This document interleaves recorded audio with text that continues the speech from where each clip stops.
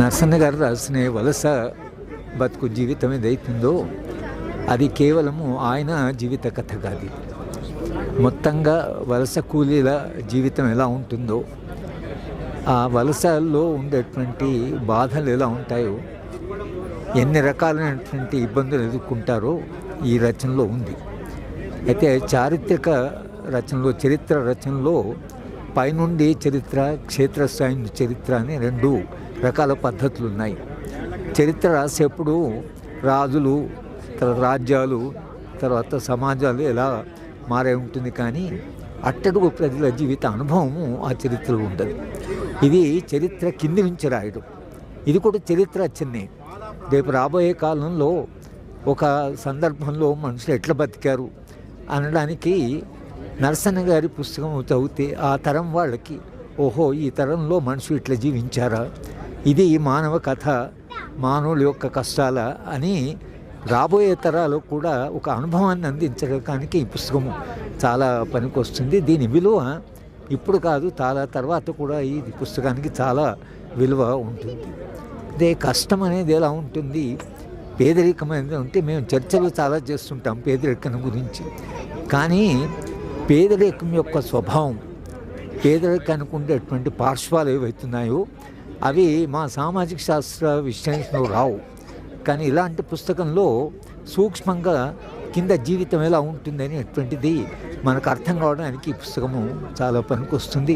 ఇవాళ దేశం అభివృద్ధి చెందుతుంది, సంపద పెరుగుతున్నది, 5 ట్రిలియన్ ఎకానమీ, తర్వాత దేశం ఏదో చాలా ముందు పోతుంది. 247 వరకు మొత్తం మన భారతదేశం చరిత్ర మారిపోయి ఉంటుందని ఈ పైన పెద్ద ఇది చర్చ జరుగుతుంది. కానీ కింద జీవితాలు మారకుండా ఏ సమాజమైనా అభివృద్ధి అని అంటే నా దృష్టిలో మనిషి లేకుండా అభివృద్ధి ఉండదు. కేవలం కట్టడాలు, లేకపోతే సంపద, దేశంలో ఎటువంటి ఎంత డాలర్లు వచ్చినాయి, ఎంత సంపద ఉంది అనేది అది సంకేతమే కాదు.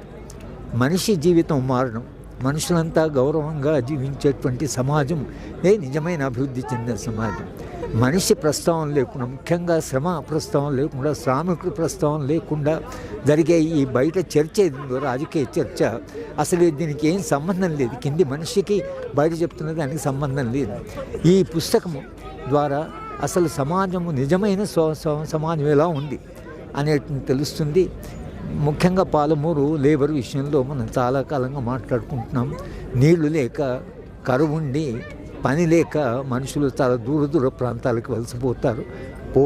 పోయినప్పుడు వాళ్ళు పడే కష్టాల్లో నన్ను ఈ పుస్తకంలో చదువుతున్నప్పుడు కదిలించిన ఒక సంఘటన గురించి నేను ప్రస్తావిస్తున్నాను. సాధారణ వాళ్ళు ఒకరోజు రాత్రి ఒక ప్రాంతానికి వెళ్ళి అక్కడ ఉన్నటువంటి ఒక గుడిసె వేసుకొని బాగా దాహమవుతుంటే వాళ్ళు నీళ్లు తాగి పడుకున్న తర్వాత ఉదయం లేస్తే తాము తాగిన నీళ్లు ఒక మురికి కాలువలో నీళ్ళవి. కానీ ఆ మురికి కాలువ నీళ్ళని కూడా వాళ్ళు కనిపించలేదు చీకట్లు, కానీ ఆ నీళ్లు తాగారు. అంటే జీవితము ఎంత దుర్భరంగా ఉంటుందో ఆ సంఘటన ఎందుకు నన్ను చాలా కదిలించింది. పుస్తకము మొత్తంగా ఒక సామాజిక చరిత్రలో భాగంగా ఉంది. ఈ పుస్తకం యొక్క అందరూ ఆదరించాలని, పుస్తకాన్ని చదవాలని, వలస కార్మికులు ఇలా రాయగలిగిన వాళ్ళు ఎవరుంటే వాళ్ళ జీవిత చరిత్ర రాయాలని ఈ పుస్తకం స్ఫూర్తిగా ఉంటుందని మేము భావిస్తున్నాం.